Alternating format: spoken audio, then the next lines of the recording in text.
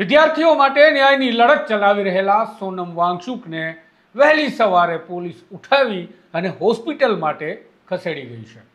સમાચાર મળ્યા સવારે 7 વાગ્યાની વાત છે. એ પ્રકારના અહેવાલોનું કહેવું છે કે સફદરજંગ હોસ્પિટલમાં અત્યારે દાખલ કરી દેવામાં આવ્યા છે સોનમ વાંગચુકને. લોકશાહીનો આત્મા મરી ગયો છે, લોકશાહી ખતમ થઈ રહી છે, બંધારણ ખતમ થઈ રહ્યું છે, આ પ્રકારના આક્ષેપો લાગી રહ્યા છે. અને હવે મોરચો સંભાળી રહ્યા છે અભિજીત દીપકે, કારણ કે તેમને જાહેરાત કરી છે કે હવેથી તેઓ ભૂખ હડતાલ પર બેસી રહ્યા છે. જે લોકો ક્યારના કહી રહ્યા હતા કે ક્યારે અભિજીત દીપકે અને કોકરોચ જનતા પાર્ટીના લોકો અનશન કરશે, તેઓએ તો બેસાડી દીધા છે સોનમ વાંગચુકને ભૂખ હડતાલ પર, અને પોતે બચી ગયા છે, પોતે ભોજન કરી રહ્યા છે. પરંતુ હવે એ તમામ લોકોની ઈચ્છા પૂરી થઈ ગઈ છે. અભિજીત દીપકે જાહેરાત કરી દીધી છે કે હવે તેઓ પણ ભૂખ હડતાલ શરૂ કરી રહ્યા છે. આ તમામ બાબતોની વચ્ચે હાઈ વોલ્ટેજ ડ્રામા દિલ્હીના જંતર મંતર પર સર્જાયો, તેના વિશે વિગતવાર વાત કરીએ અને વાત કરીએ લોકશાહીના અભિન્ન અંગ વિરુદ્ધ પ્રદર્શનની, અવાજ ઉઠાવવાની, શાંતિપૂર્ણ પ્રદર્શનની અને પોતાની રજૂઆત કરવાની સ્થિતિ આ દેશમાં હવે કેવી થઈ રહી છે તેના વિશે. નમસ્કાર, હું છું આપનો તુષાર બસિયા અને આપ જોઈ રહ્યા છો સ્વમાન. છેલ્લા 20 દિવસથી દિલ્હીની અંદર જંતર મંતર પર, એટલે કે દેશની રાજધાનીમાં એક આંદોલન ચાલી રહ્યું હતું, ભૂખ હડતાલ ચાલી રહી હતી અને 20 દિવસથી અન્નનો ત્યાગ કરીને આ આંદોલનમાં બેઠા હતા સોનમ વાંગચુક. સોનમ વાંગચુકની તબિયતને લઈ અનેક વિપક્ષી નેતાઓએ ચિંતા વ્યક્ત કરી, સામાજિક કાર્યકર્તાઓએ અને કેટલાય સેલિબ્રિટીઓએ પણ ચિંતા વ્યક્ત કરી હતી કે સોનમ વાંગચુક દિવસોથી ભૂખ હડતાલ પર છે, સરકાર કોઈ પણ પ્રકારનો વાર્તાલાપ સુદ્ધા નથી કરી રહી. ખેર, સરકારે વાર્તાલાપ ન શરૂ કર્યો, પરંતુ હવે તેમણે શરૂ કરી છે કાર્યવાહી, અને કાર્યવાહી એ નામ પર થઈ રહી છે કે અમારે સોનમ વાંગચુકનો જીવ બચાવવો છે. કારણ કે હાઈકોર્ટે પણ કહ્યું છે અને અમે પણ ચિંતિત છીએ સોનમ વાંગચુકનો જીવ બચાવવા માટે.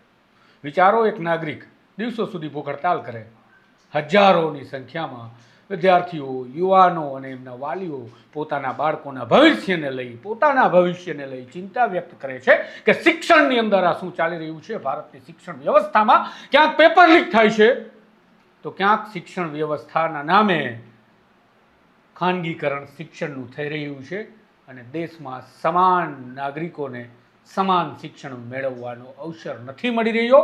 શિક્ષણ એક ધંધો બની રહ્યો છે. આ તમામ બાબતોની સાથે સોનમ વાંગચુક દ્વારા માંગણી ઉઠાવવામાં આવી કે દેશના શિક્ષણ પ્રધાન ધર્મેન્દ્ર પ્રધાન રાજીનામું આપે.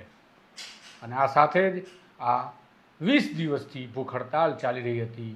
દિલ્હીના જંતર મંતર પર શરૂઆતમાં મીડિયા કવરેજ નહોતું આપી રહ્યું, મેઇન સ્ટ્રીમ મીડિયા, અને તેના કારણે બળાપો નાગરિકો ઠાલવી રહ્યા હતા. અને હવે જ્યારે સોનમ વાંગચુકના સમર્થનમાં લોકો ઉતરવા લાગ્યા અને જેમ જેમ 20 તારીખ નજીક આવવા લાગી એમ એમ સરકારની ઊંઘ સફાળી જાગવા લાગી. સૌપ્રથમ તો સોનમ વાંગચુકને અને આ આંદોલનકારીઓને ક્યાંક એન્ટી નેશનલ, તો ક્યાંક વિકાસનો અવરોધ, તો ક્યાંક કોઈ પાર્ટીનો હાથો, એ પ્રકારે ચિતરવાના એજન્ડા અને પ્રોપગેન્ડા ચાલ્યા.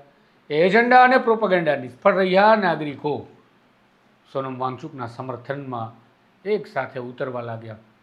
ધીરે ધીરે જનસમર્થન આંદોલનને વધી રહ્યું હતું અને 20 તારીખે સંસદ તરફ આ શાંતિપૂર્ણ આંદોલન કૂચ કરવાનું હતું. સોનમ વાંગચુકે કહ્યું હતું કે જો 20 તારીખ સુધી તો હું કોઈ પણ સંજોગે જીવતો રહીશ, તમે 20 તારીખે આવજો, આપણે સંસદ તરફ કૂચ કરીશું, આપણે લોકશાહીના મંદિરમાં પ્રાર્થના કરીશું, અરજી કરીશું કે આ દેશની શિક્ષણ વ્યવસ્થાને સુધારવામાં આવે અને ધર્મેન્દ્ર પ્રધાન રાજીનામું આપે.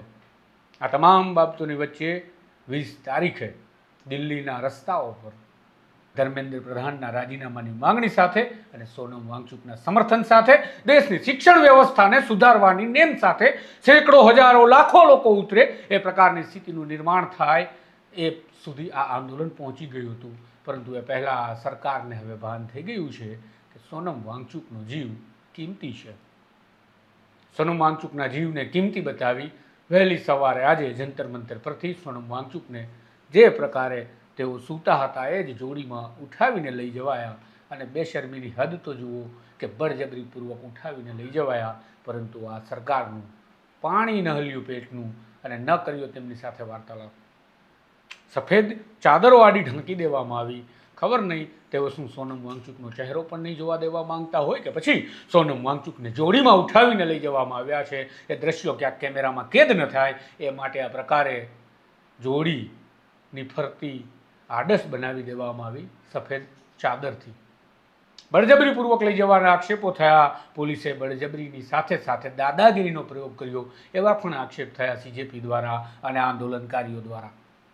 હવે અભિજીત દીપકેએ પોતાના ઉપવાસ શરૂ કર્યા છે. આજથી તેમણે કહ્યું છે કે સોનમ વાંગચુકની જે પથારી છે એની બાજુમાં જ બીજી પથારી કરવામાં આવશે. એ પથારીને પૂરતું સન્માન આપવામાં આવશે જ્યાં સોનમ વાંગચુક ઊંઘતા હતા, અને બાજુની પથારી પર અભિજીત દીપકે પોતાના અનશનની શરૂઆત કરશે. જંતર મંતર પર ભારે ચુસ્ત બંદોબસ્ત છે. સફદરજંગ હોસ્પિટલ કે જ્યાં સોનમ વાંગચુકને દાખલ કરી દેવામાં આવ્યા છે ત્યાં તેમના પત્ની ગીતાંજલિ પણ પહોંચી ગયા છે અને તેમણે પણ કહ્યું છે કે મારી પરવાનગી વગર સોનમ વાંગચુકને ન તો કંઈ મોંથી ખોરાક આપવામાં આવે, ન તો તેમની નસોમાં કોઈ પણ પ્રકારનો ખોરાક આપવામાં આવે. આ તમામ બાબતોની વચ્ચે ત્યાં પણ સુરક્ષા બંદોબસ્ત છે હોસ્પિટલ ખાતે પણ. અને હવે 20 તારીખનો જે કોલ છે સંસદ તરફ આગળ વધવાનો, એને લઈને આશંકાઓ વ્યક્ત થઈ રહી છે કે સરકાર એ કોલ સુધી આ આંદોલનને પહોંચવા દેશે કે પછી કચડી નાખશે. અહીંયા મહત્વનો સવાલ એ પણ છે કે સુરક્ષા જવાનો, એ પોલીસ અધિકારીઓ, એ પોલીસ કર્મચારીઓ જે સોનમ વાંગચુકને જોડીમાં ઉઠાવીને લઈ ગયા બળજબરીપૂર્વક, એ પોલીસ અધિકારી, કર્મચારી અને સુરક્ષા જવાનોને શું પોતાના બાળકો નહીં હોય? શું તેમને બાળકો પેદા નહીં કરવા હોય? શું તેમના બાળકોને આ દેશમાં શિક્ષણ નહીં અપાવવું હોય? શું આ દેશની અંદર તેમના બાળકો શિક્ષણ મેળવી અને મોટા વૈજ્ઞાનિક બને, મોટા અધિકારી બને, એ પ્રકારની તેમની ઈચ્છા નહીં હોય? શું આ આંદોલનની માંગણી ખોટી છે? શું આ દેશની અંદર શિક્ષણની વ્યવસ્થા ખૂબ જ સુદૃઢ રીતે ચાલી રહી છે? શું આ દેશની અંદર ખાનગી શિક્ષણનો રાફડો ફાટ્યો અને શિક્ષક અત્યારે જાણે શિક્ષણના નામે લૂંટ ચલાવી રહ્યા હોય એ પ્રકારની સ્થિતિ નથી? શું પેપર લીક થયા તેના કારણે બાળકોએ પોતાનો જીવનો ભોગ આપી દીધો? અને એ તમામ બાબતો શું આ દેશના આત્માને જગ જોડી નહીં રહી હોય? શું આ દેશમાં લોકશાહી છે એવું આપણે કહી દઈએ છીએ, આ દેશમાં બંધારણ છે એવું આપણે કહી દઈએ છીએ, ત્યારે શું આપણને બંધારણની કલમ 19 યાદ નહીં આવતી હોય? સમાનતાના અધિકારો યાદ નહીં આવતા હોય? વિરોધ પ્રદર્શન કરવાની વાત આપણે બંધારણમાં સ્પષ્ટ રીતે લખી છે. શાંતિપૂર્વક રીતે વિરોધ પ્રદર્શન કરવા, રજૂઆત કરવી, ધરણા, આંદોલન, પ્રદર્શન કરવા, આ તમામ બાબતોને જે બંધારણમાં આપણે લખી છે, એ બંધારણમાં લખેલી તમામ વાતોને શું હવે આપણી લોકશાહીની કહેવાતી વ્યવસ્થા ઘોડીને પી રહી છે? શું શાસકો હવે રાજા બની રહ્યા છે? શું તાનાશાહી તરફ આ દેશ આગળ વધી રહ્યો છે?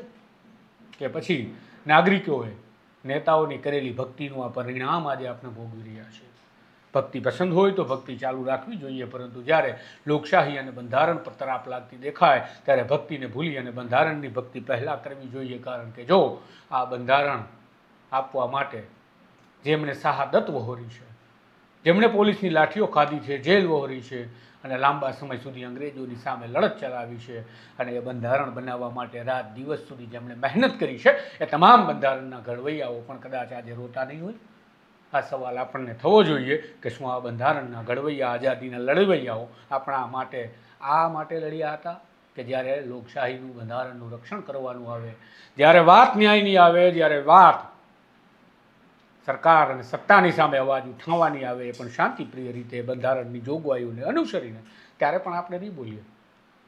સોનમ વાંગચુકની આ પ્રકારે ઉઠાંતરી કહી શકાય એ પ્રકારના જે આક્ષેપો છે એની સાથે તેમને દાખલ કરી દેવામાં આવ્યા છે બળજબરીપૂર્વક, એ પણ આક્ષેપો છે. તો તમને શું લાગે છે, આ બધું યોગ્ય ચાલી રહ્યું છે?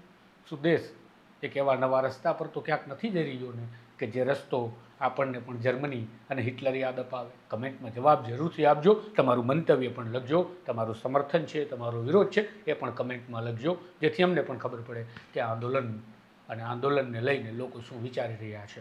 નમસ્કાર.